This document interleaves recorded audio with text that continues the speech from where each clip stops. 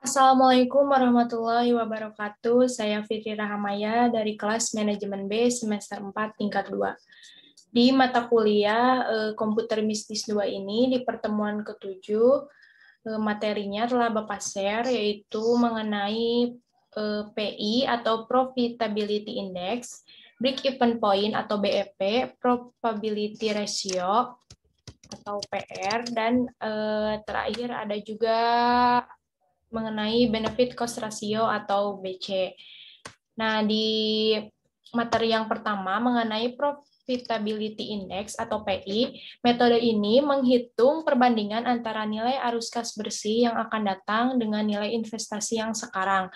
Probability index harus lebih besar dari 1 baru dikatakan layak. Semakin besar PI, investasi semakin layak. Nah, jadi kita akan menghitung PI-nya terlebih dahulu. Nah, maka semakin besar nanti nilai PI-nya, maka investasi tersebut bisa dikatakan layak. Untuk rumus dari PI sendiri adalah didapat dari nilai aliran masuk dibagi dengan investasi. Yang kedua adalah mengenai break-even point atau BEP. Analisis BEP merupakan sarana untuk mengetahui pada jumlah produksi berapa total revenue atau TR sama dengan total cost atau TC. Rumus BEP adalah ini untuk BEP yang diketahui BEP unit, rumusnya adalah fixed cost dibagi dengan price dikurangi dengan variable cost. Nah, untuk BEP rupiah nanti rumusnya adalah fixed cost per variable 1 min variable cost per price. Nah, jadi kita nanti akan menghitung 1 BEP unit dan 2 BEP rupiah. Selanjutnya ada profitability ratio atau PR. Digunakan untuk mengukur tingkat efektivitas pengelolaan manajemen perusahaan yang ditujukan oleh jumlah keuntungan yang dihasilkan dari penjualan dan investasi. Nah, di PR sendiri ini, di profitability ratio, kita akan menghitung 4. Yang pertama adalah profit margin, PM, earning power, return of investment, dan juga rentabilitas modal sendiri. Jadi di PR nanti kita akan menghitung 4. Nah, selanjutnya yang terakhir adalah benefit cost ratio atau BC. Benefit cost ratio merupakan suatu analisa pemilihan proyek yang biasa dilakukan karena mudah, yaitu perbandingan antara benefit dengan cost. Kalau misalnya kurang dari 1, maka proyek itu tidak ekonomis. Dan kalau lebih dari 1, berarti proyek itu feasible. Nah, di BC sendiri kita akan menghitung 2. Yang pertama adalah benefit and cost-nya tetap, dan benefit and cost-nya itu tidak tetap gitu. Jadi di pertemuan ke-7 ini, materi pertemuan ke-7 ini, saya akan menghitung PI, BEP, PR, dan juga BC. Langsung saja saya akan menghitung PI.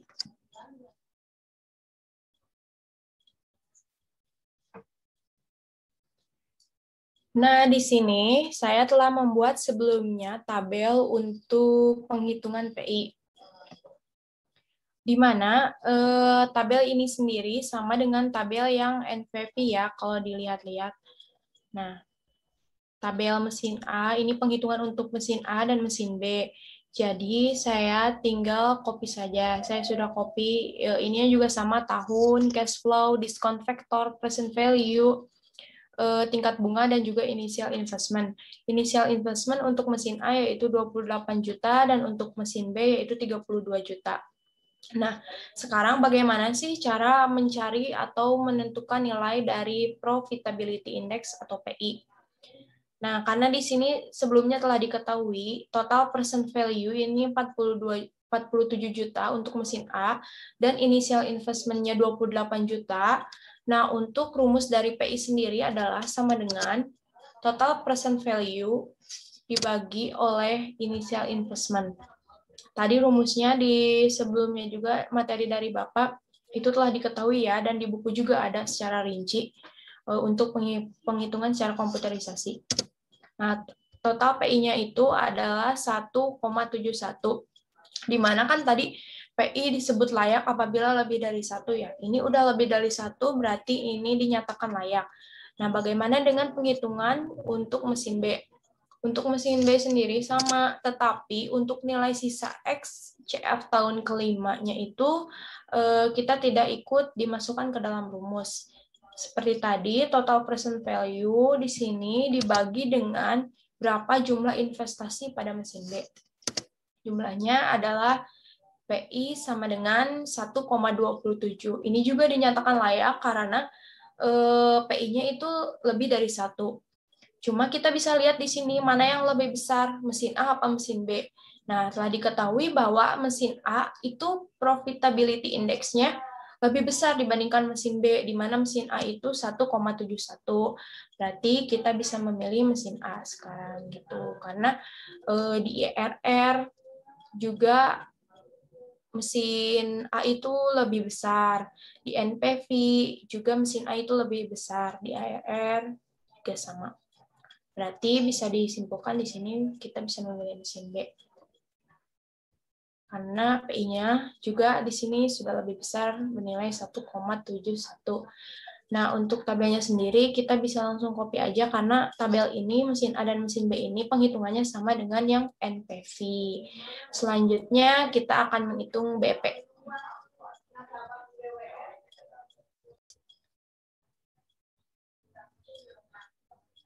Selanjutnya adalah penghitungan BEP atau break-even point.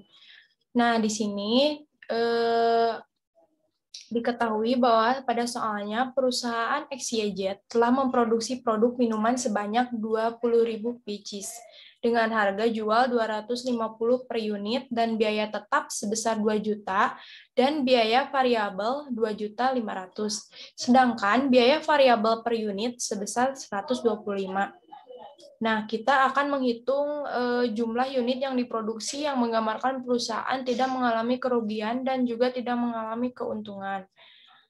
Jadi, di sini saya telah membuat tabel untuk diketahuinya jumlah produk 20.000, harga jual per unitnya 250, total penjualannya adalah 5 juta. 5 juta ini didapat dari 20.000 dikali dengan 250. Selanjutnya ada biaya tetap 2 juta, total biaya variabel 2.500.000 dan biaya variabel per unit 125. Nah, untuk menghitung biaya variabel dibanding penjualan adalah sama dengan biaya variabel per unit dibagi oleh harga jual. Jadi biaya variabel dibanding penjualannya itu adalah 0,50. Nah, untuk penghitungan BEP dalam unit, kan tadi telah diketahui bahwa rumus BEP unit adalah fixed cost dibagi dengan price dikurangi dengan variable cost. Itu untuk penghitungan BEP unit. Jadi fixed cost, biaya tetap, dibagi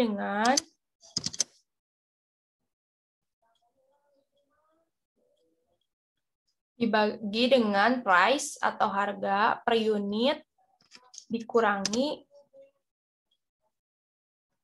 dengan biaya variabel per unit. Ini untuk penghitungan BEP dalam unit ya.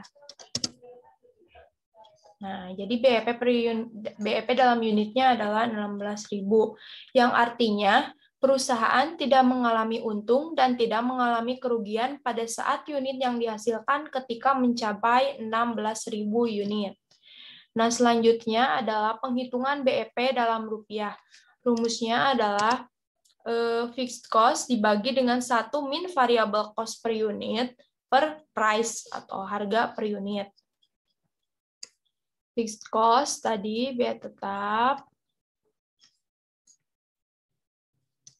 dibagi dengan 1 dikurangi. Nah, biaya variabel per unit atau variable cost dibagi dengan harga jual per unit.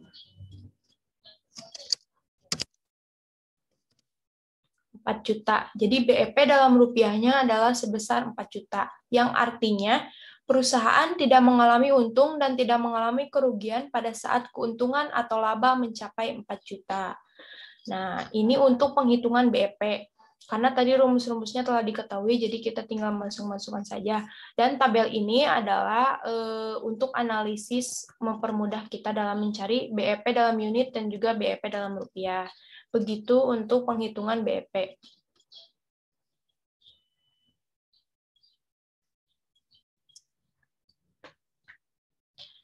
Selanjutnya adalah penghitungan PR. Nah, di sini karena soalnya itu beda-beda, kan tadi di PR itu kita menghitung ada 4. Yang pertama adalah profit margin, earning power, terus ada return on investment atau ROI, dan juga ada rentabilitas modal sendiri. Yang pertama adalah profit margin. Di sana soalnya ada PT Nisrina Alia mempunyai data sebagai berikut. NOI-nya diketahui tahun 2011 sebesar 4 juta, NS tahun 2011-nya sebesar 24 juta.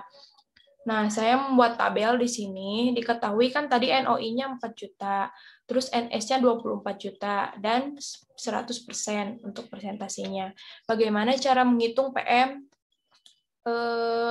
atau profit margin dari yang pertama ini?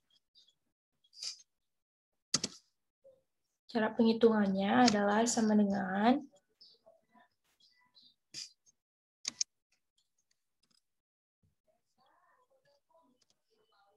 4 juta dibagi dengan 24 juta dikalikan dengan 100%. Jadi profit margin-nya adalah 16,7%. Selanjutnya yang kedua ada earning power. Bagaimana cara kita mencari earning power? Soalnya di situ ada PD Wafa mempunyai data sebagai berikut. NOI-nya diketahui tahun 2011 sebesar 4 juta, TA-nya 15 juta, dan 100%. Nah, bagaimana cara mencari earning power-nya? Sebenarnya sama saja seperti profit margin. Jadi 4 juta dibagi 15 juta dikalikan dengan 100%.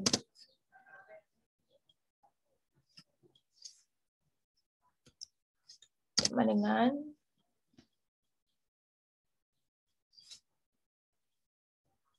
11 dibagi dengan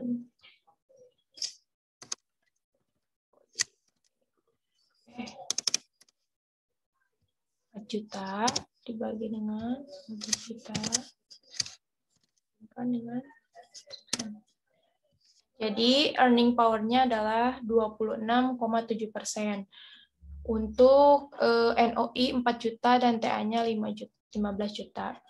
Selanjutnya ada penghitungan return on investment atau ROI.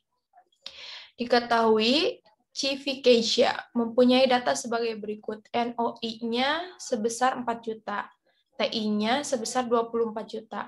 Hitunglah ROI, dan jika COC atau cost of capital sebesar 20%, maka hasil ROI layak atau tidak.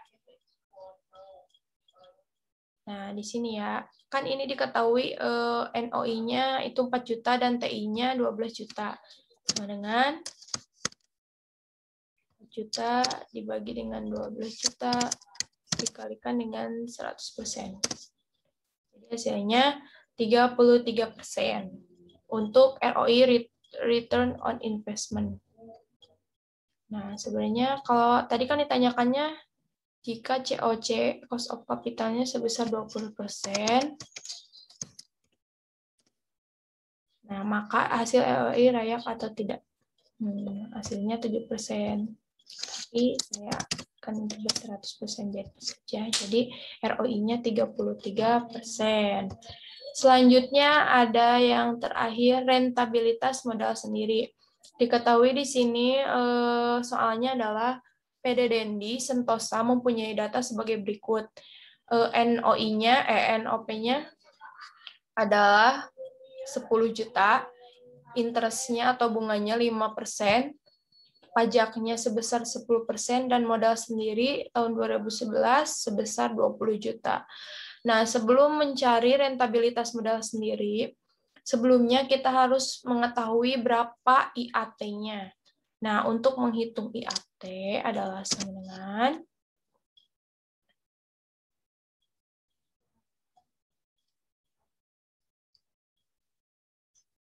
NOP dikurangi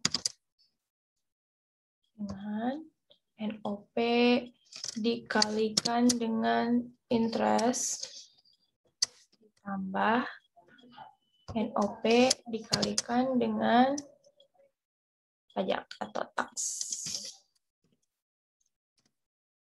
Jadi kita bisa mengetahui di sini IAT-nya adalah 8.500.000.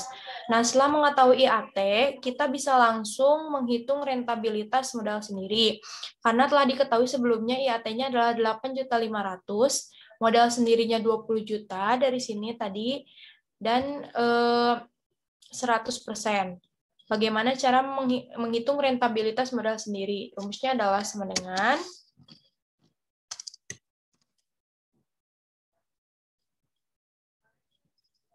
IAT dibagi dengan modal sendiri, lalu dikalikan dengan 100%.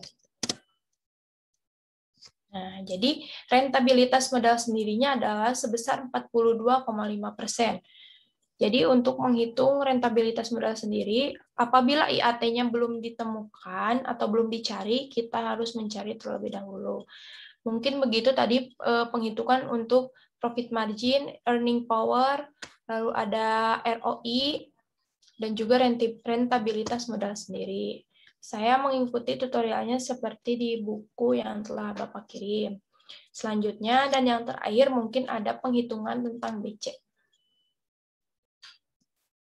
Selanjutnya adalah penghitungan BC. Di BC itu ada BC dengan rasionya tetap dan BC dengan rasio yang tidak tetap. Nah, yang pertama di BC rasio tetap diketahui suatu proyek pengairan mempunyai investasi awal tahun pertama adalah 1 miliar. Ditentukan bunga bank sebesar 5%, depresiasi selama 30 tahun dengan nilai residu 10%, dan biaya operasional sebesar 20 juta. Keuntungan proyek pengairan tersebut sebesar 126 juta per tahun. Nah, ini saya membuat tabel sebelumnya untuk mempermudah, di mana diketahui inisial investment-nya yang pertama 1 miliar, rate-nya itu ada 5%, nilai residunya 10%, depresiasinya 30, biaya operasionalnya 20 juta, benefit per tahunnya 126 juta. Nah, untuk penghitungan total biaya di sini ada initial investment dikali dengan rate, lalu ditambahkan dengan 1 miliar, ditambahkan dengan 1 miliar dikurangi dengan 1 miliar dikalikan dengan nilai residu dulu. Nah, nanti hasilnya dibagi dengan hasil dari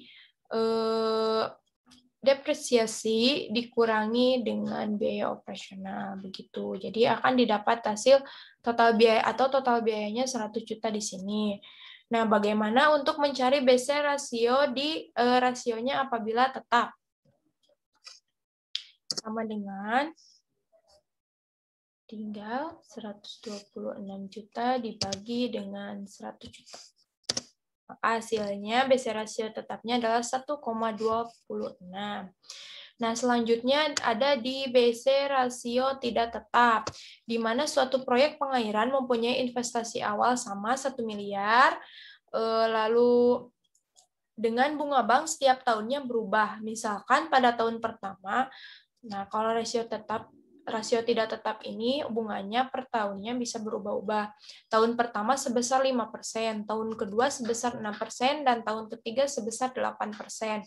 Depresiasinya sama 30 tahun, nilai residunya 10%, biaya operasionalnya 20 juta, dan keuntungannya sama 126 juta per tahun. Nah, tadi kan di tahun pertama itu sama 5% untuk rate-nya, nilai residunya sama, depresiasinya sama, sampai benefit per tahunnya juga sama. Maka dari itu penghitungan untuk rasionya pun sama dengan 126 dibagi dengan 100 juta.